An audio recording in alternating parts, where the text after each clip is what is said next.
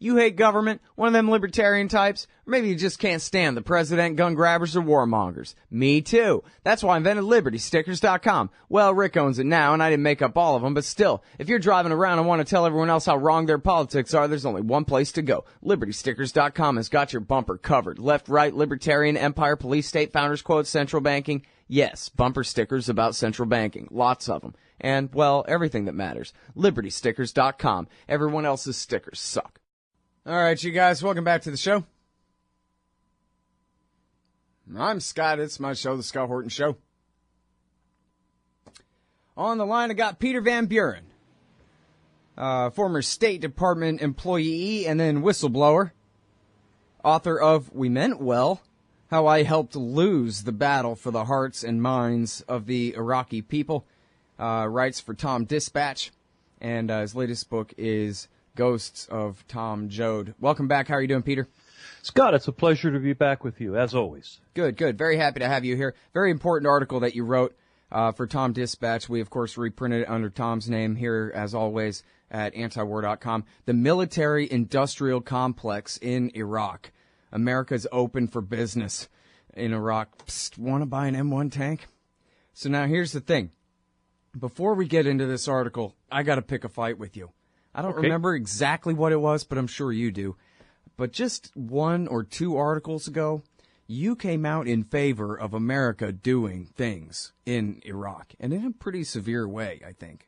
Back in the Peshmerga, back in the Shiites, defeating the Islamic State, one way or the other.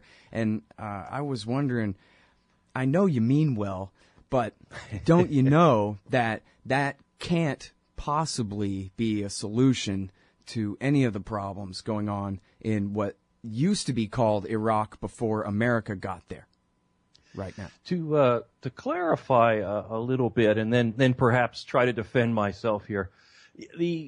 I've constantly received emails and things that say, you always are saying what's wrong. When are you going to say how to fix things? When are you going to offer a solution instead of just pointing out follies and mistakes? And I gave that some serious thought. With the premise, and so I wrote an article that said the only thing America can do to quote-unquote resolve Iraq, and I choose the word resolve. I don't say fix or win or any of those other things. It's resolve. Is to support the division of the country into 3 statelets, Shia, Sunni, Kurd, and to use America's influence and military power to make that work, primarily by using the American military as kind of a buffer where it needs to be, so that these people will sort of focus on their statelets rather than focusing on fighting each other. The premise of that, which is saying American intervention is necessary, is really something that is coming out of the idea that the toothpaste is already out of the tube. It's unlikely that America will do the real thing, which is to just back out and realize this is nothing we should be involved in. But with the understanding that America is going to insist on doing something, what is the least bad thing we can do? And that's the answer I came up with. I want to clarify that I'm not in favor of intervention, and certainly anyone who's read most of my stuff would understand that. But I did want to challenge myself, and maybe challenge some readers, to answer the question of, if the people in power insist on doing something, what possibly could we do? And that was the answer I came up with. Mm-hmm. So take your best shot here. All right. Well, I mean, it sounds like from a skeptical point of view, you're actually proposing more American troops on the ground than anything that the president has indicated so far, or even John McCain. Well, in the context of this, what I'll call a thought experiment, sure. That's absolutely not what I believe should be done. I believe the United States should pull out and leave Iraq, sadly, as we've left it, to solve these issues, resolve these issues on its own. Again, what I was proposing was something of a thought experiment, starting from the premise that we're going to do something, And if we're going to do something, what is one thing that might bring this to enough of a conclusion that even the nutcases in Washington would agree we can leave and call this one done? Mm-hmm. But clearly, I am not knocking on John McCain's door with some advice. Yeah, I get you. Now, here's the thing about this. Assuming the premise of them doing something, and never mind any of the moral arguments against it or any of that, but just from that kind of utilitarian view, it seems like if we just look at the history, we could see how, for example, after Sistani called for elections and the caucus system was off and it was clear it was going to be one man, one vote, Shiite majority there, the Americans still, within the Shiite coalition, insisted on picking basically Hakim and his buddies, his closest buddies in the Dawa Party, the Supreme Islamic Council and the Dawa Party, because they dress nicer and were a little bit more, could speak on a more Republican level than a scumbag like, say, Muqtada al-Sadr or something like that. And they ended up putting in power not just the Shiite majority that may well have had to compromise if they didn't have the American Army and Marine Corps acting as their auxiliaries in a 5-year civil war there, 6-year civil war there, but they also promoted the actual most Iranian-backed of the Shiites, who then were the ones who told the Americans to get the hell out, just as well as Sadr would have told them to get the hell out, only he would have told them to get the hell out sooner, and he would have, as he indicated repeatedly, tried to negotiate a way to hold the state together and in some kind of coalition with the Sunnis. And so what happened, in other words, is America, by being there, distorted the power in the first place in favor of the Shiite majority, but also in favor of the very worst of their torturer murderers in the Badr Brigade and the Supreme Islamic Council in their takeover and creating the situation that led to the rise of the Islamic State in the first place. So just taking that as an example, it seems like the lesson is if our government is there doling out money and doling out weapons and picking and choosing winners and losers, all they're doing is further distorting the situation and creating a situation that is untenable and will lead to further blowback coming down the line, basically. Just like artificial bubble in the housing market by a bunch of money being pumped in there by the Federal Reserve leads to a very real crash. This leads to the very real violence that we're seeing right now. And the disillusion of the Iraqi state that you're saying we ought to go in and make permanent now is the one that we created with all our distortions from last time. Two things. I mean, again, I just want to keep backing up to the idea that this was something of a thought experiment, and it's obviously flawed. But it was based on the premise of, well, how can we put some kind of conclusion on this that allows us to leave? The idea, though, is that a tripartite, a tri-statelet, whatever word is most politically palatable, Iraq is something that basically exists right now. It exists in a chaotic form and needs to find its base, if you will, settle where it needs to settle. And that is what is going on, whether the United States wants it or participates in it or just steps away from it. To your larger point, though, I think you've hit on the core strategy, in quotes, of American foreign policy in the last 2 decades or so, which is basically by our interventions to stop some problem, we actually create that problem or create a bigger problem. If folks needed a more contemporary example, they can look at Yemen right now, today. Yemen was supposedly at one point a stable country. Then it became unstable with the rise of Al-Qaeda, which certainly we all understand was midwifed by the United States with Saudi help in the 80s. Then there was something of a coup, if you will, the United States promoted that got rid of the former leader and replaced him with his son, who was very happy to take American money. Now, I'm sorry, I got to stop you. The music's playing here, Peter. But when we get back, we will pick up on that Yemen example, and we'll change the subject to this current article, which is also very important, too. Absolutely. It's Peter Van Buren, former State Department whistleblower. Now he's at TomDispatch.com. Back in a sec. Hey, all Scott here. If you're like me, you need coffee. Lots of it. And you probably prefer it tastes good, too. Well, let me tell you about Darren's Coffee Company at darrenscoffee.com. Darren Marion is a natural entrepreneur who decided to leave his corporate job and strike out on his own, making great coffee. And Darren's Coffee is now delivering right to your door. Darren gets his beans direct from farmers around the world. All specialty, premium grade with no filler. Hey, the man just wants everyone to have a chance to taste this great coffee. darrenscoffee.com. Use promo code Scott and you get free shipping. darrenscoffee.com. All right, you guys, welcome back to the show. I'm Scott Horton. I'm online with Peter Van Buren, former State Department whistleblower, author of We Meant Well. And this one's at TomDispatch.com and at antiwar.com under Tom Englehart's name there.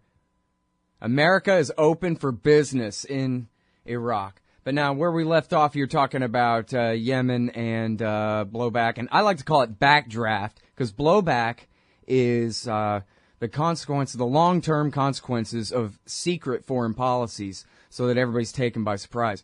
Whereas backdraft is just when our government does things right in front of everyone that are so stupid that it blows up right in their face. And so that's my own little terminology there. You can adopt it if you like, but give me credit. I will, Scott. And I won't give you any credit if it works for me, which is the secret to being a good writer.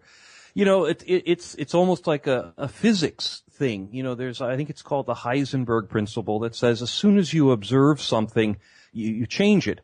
And that's kind of how American strategy, particularly in the Middle East, is working. As soon as we intervene, we screw it up. And we were talking about Yemen before the break, and here's a perfect example. So the United States installed a dictator, if you will, in Yemen that was very sympathetic to American needs and aims. And this caused a domestic organization, the Houthis, who essentially threw him out of office yesterday or the day before, and are now once again looking to Iran for support. You know, none of that would have happened if the United States had just kept their hands off of Yemen, or worked with a government that had popular support, trying to get its way, get them to work towards America's goals. However, governments that have popular support tend to be more interested in their own needs and keeping that popular support than just sucking up to the United States. So we install these type of puppet governments, and then we're deeply surprised when they don't work out. And you can take that bit of history all the way back into the days of the Spanish-American War. And certainly America's actions throughout Central America in the 80s. You mentioned the Iraqi examples earlier. Iran, who I almost misspoke on there, was another perfect example where the United States maintained the Shah of Iran in power so long that the Islamic Revolution was a no-brainer, and then we acted surprised. We have to stop intervening. The world is not a chessboard. America can't just insert itself, make a few moves, and expect things to work out the way we want them to. The other sides have their own needs, their own values, their own aims and goals, and their own rules. And America's desire and almost dumbfounded insistence that it doesn't work that way is what gets us caught every single time we put our foot into another big pile of it overseas. There's almost a practical side to this that stuns me, and that is, and this kind of dovetails, I think, into talking about the military-industrial complex, is the results are so blatant. I mean, for 2 decades at least, we'll focus just on that, the United States has done exactly the same thing, intervene militarily and manipulate politically, all over the Middle East, including Afghanistan, and it hasn't worked. Now, there's got to be a reason for someone being that willfully ignorant of reality. And I'm afraid one of those reasons, and I'll include stupidity in Washington, never can leave that one out, but one of those reasons is what I wrote about just this week, and that is the enormous profits that American companies make off of American wars. Yeah, that is a huge part of it. On the stupidity thing, I have to chime in here just because I think it's funny. I used to, when I was much younger, I used to be so concerned that all of our horrible foreign policies were all some kind of deliberate sabotage by the master planners at the Council on Foreign Relations, who know damn well what they're doing, and sort of more of a libertarian take on that kind of John Birch conspiracy theory view of the Rockefellers and their front men and what they're up to. That it's all ultimately treason and it's all so well thought out and all that. But the perfect opposite explanation of that I can think of is this article I read in the Washington Post about Susan Rice and a few others sitting around at the State Department with kind of like a Dr. House whiteboard saying, okay, let's remake American foreign policy. Let's re-examine our Asia policy and the degree of our pivot. And what should we do about the Middle East and this and that? And I'm thinking, really, you have a meeting on the direction of the entire ship of the entire American empire, and it's Susan Rice and another room full of a few idiots on a Saturday at Foggy Bottom, and they have no idea what they're talking about. They don't speak a single one of the languages. They don't know a damn thing. They might as well be Valerie Jarrett, the political advisor. Karl Rove, the political advisor, deciding everything. The Libya thing is a perfect example where Robert Gates said, don't do it. And it was Samantha Power and Susan Rice and Hillary Clinton. I don't mean to just sound like a sexist, but I just mean these are particularly vapid people, even compared to Robert Gates. You can see the idiocy in their 1,000-yard stare. And just to think that this is how we come up with this stuff is, it'd be a good PR stunt. Let's overthrow Gaddafi. Maybe we'll make some oil money or some little tangential kind of thing without considering what's going to come of this at all. I've always maintained it's kind of, we talked about physics. I mean, this is like Occam's razor. The most obvious explanation is often correct. And after 24 years at the State Department, I sat in my share of those meetings. And you're right. You're absolutely right. This is like a bunch of 12-year-olds, imagining, the best, coolest way to do something and acting just like 12-year-olds do. Randomly doing this and ignorantly doing that and really not knowing anything about what they're doing, but still whacking away anyway. It's hilarious when a 12-year-old does it, but it's terrifying when that, in fact, is what dominates America's foreign policy planning, such as we can use the word planning. The ignorance, the stupidity levels are frightening. You throw that in with the general butt-kissing themes of bureaucrats, particularly at the State Department. So Susan Rice mutters something about let's get rid of Gaddafi, and a bunch of smart people who absolutely know better, who are on the ground diplomats who do speak these languages, instead of clearing their throat and saying what a dumb idea and here's why, instead smile and say, well, that's what the boss wants. If I do what she wants, maybe I'll get promoted. And off we go on another adventure. The thing that lives in the background of all this is, as we were mentioning a moment ago, is the idea that all of these dumbass decisions make a lot of money for people. My article was about billions of dollars that are finding their way into American arms manufacturers for weapons going to Iraq that they don't need, they can't maintain, and which will not play any strategic role in whatever the United States imagines we're supposed to be accomplishing there vis-a-vis ISIS. Particularly, I focused on M1 tanks. This is a huge, complicated beast. It takes a long time to learn how to drive them and use the computers and shoot them, and they require near constant maintenance in order for all this stuff to work. It's a huge challenge for our own military, where we focus on these kinds of things and generally have a semi-educated workforce. It's almost impossible for a third world army, which is what the Iraqis are, to be able to use these weapons, to maintain them, to even keep them moving. The answer, of course, is that, well, they need them because we're selling them to them. And the other answer is, well, we'll also sell them then maintenance contracts. It's like when you buy your cell phone or something, and they want to sell you the extended warranty, and they want to sell you the priority care line and the accessories and this and that. All of a sudden, the thing you bought doubles in price. People are making money off of this. If the United States did not intervene in these countries, then there really wouldn't be as much need to sell weapons. There certainly wouldn't be the infrastructure to sell these weapons. The M1 tanks, for example, that are going to Iraq are all going to be set up at a base that we built during the surge, quite conveniently. With a little bit of irony, it was the base where Chelsea Manning served and the base where I served.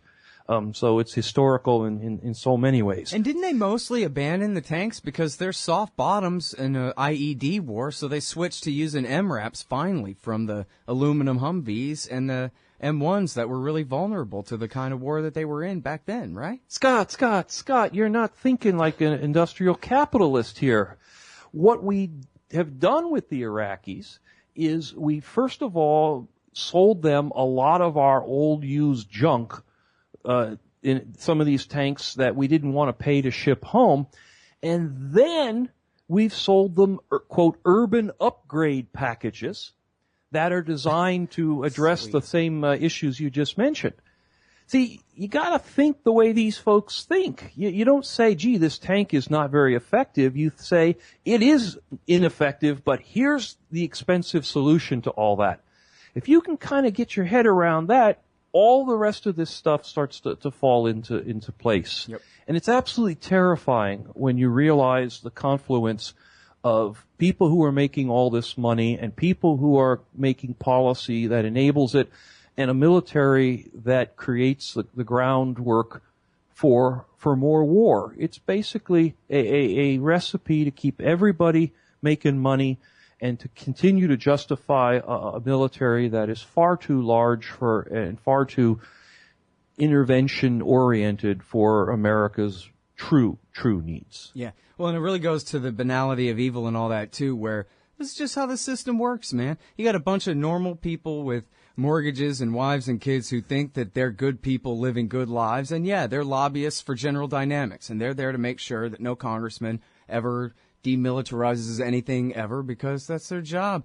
And, hey, if you don't like it, it's a democracy, and the American people can change it, and a bunch of platitudes and bromides, but these are the interests. That's how you can tell right now that Jeb Bush is going to win, because you know he's already got all the major constituencies locked up. And it has nothing to do with town and country, black and white, liberal, conservative, or any of that. It's the arms industry and finance and agribusiness and big pharma and the insurance companies. That's how you know he's going to win, because those are the constituencies in America. And that it's also ultimately rationalized. I've heard it a million times. Hey, this is how people buy houses in America. How can you criticize? I mean, or if you do, take it up with your legislature, but leave me alone. You know? The only thing that I'll add to that, which is even more cynical, is that Hillary Clinton, who's going to be Bush's opponent in this, is equally deep in with all of those organizations. They own both candidates. They own both parties. And so while we'll fuss and fight over, the course of how many years over which one to see as president, as far as the big picture for these kind of industrial organizations and things, it doesn't really matter. Their interests are going to be covered either way. This idea you talked about at the beginning of the hour here, or the half hour, is that there's a secret hand controlling everything, and obviously that's not true.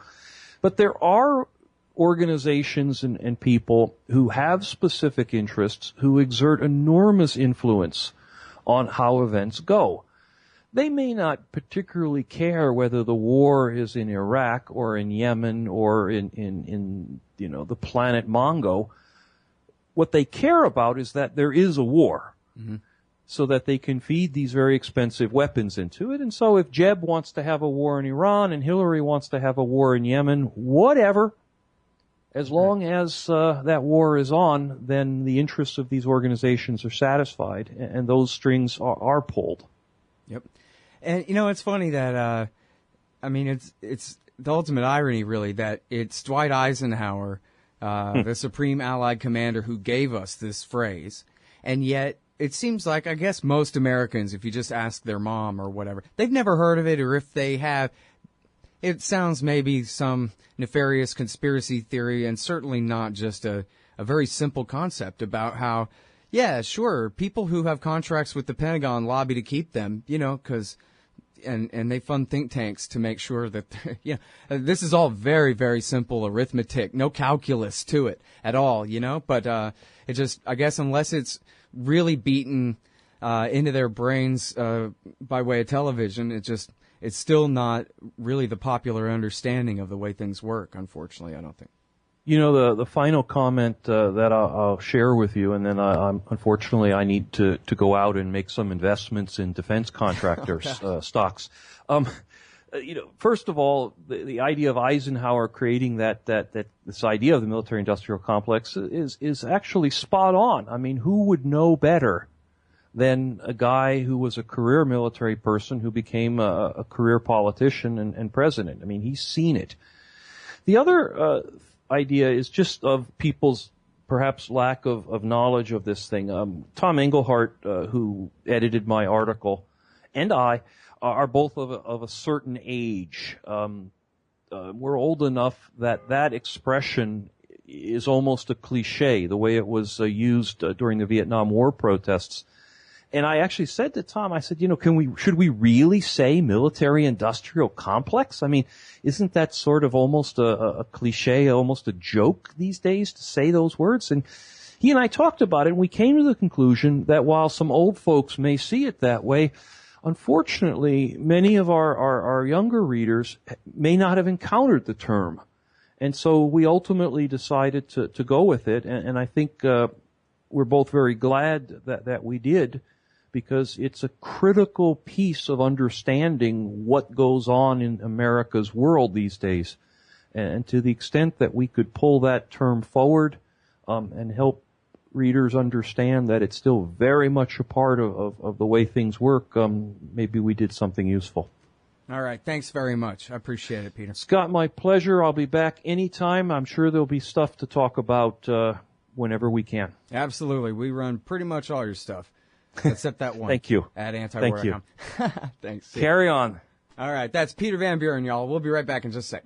Hey, I'll Scott Horton here for The Future of Freedom, the monthly journal of the Future Freedom Foundation at fff.org/subscribe. Since 1989, FFF has been pushing an uncompromising moral and economic case for peace, individual liberty, and free markets. Sign up now for The Future Freedom, featuring founder and president Jacob Hornberger, as well as Sheldon Richmond, James Bovard, Anthony Gregory, Wendy McElroy, and many more. It's just $25 a year for the print edition, $15 per year to read it online. That's fff.org/subscribe. And tell them Scott sent you. Hey, y'all, Scott Horton here for WallStreetWindow.com. Mike Swanson knows his stuff. He made a killing running his own hedge fund and always gets out of the stock market before the government-generated bubbles pop, which is, by the way, what he's doing right now, selling all his stocks and betting on gold and commodities. Sign up at WallStreetWindow.com and get real-time updates from Mike on all his market moves. It's hard to know how to protect your savings and earn a good return in an economy like this. Mike Swanson can help. Follow along on paper and see for yourself. WallStreetWindow.com. Oh, John Kerry's Mideast peace talks have gone nowhere.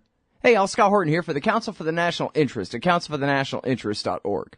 U.S. military and financial support for Israel's permanent occupations of the West Bank and Gaza Strip is immoral, and it threatens national security by helping generate terrorist attacks against our country. And face it, it's bad for Israel, too. Without our unlimited support, they would have much more incentive to reach a lasting peace with their neighbors. It's past time for us to make our government stop making matters worse. Help support CNI at councilforthenationalinterest.org.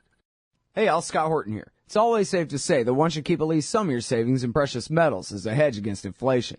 And if this economy ever does heat back up and the banks start expanding credit, rising prices could make metals a very profitable bet. Since 1977, Robertson Roberts Brokerage Inc. has been helping people buy and sell gold, silver, platinum, and palladium, and they do it well. They're fast, reliable, and trusted for more than 35 years. And they take Bitcoin. Call Robertson Roberts at 1-800-874-9760 or stop by rrbi.co.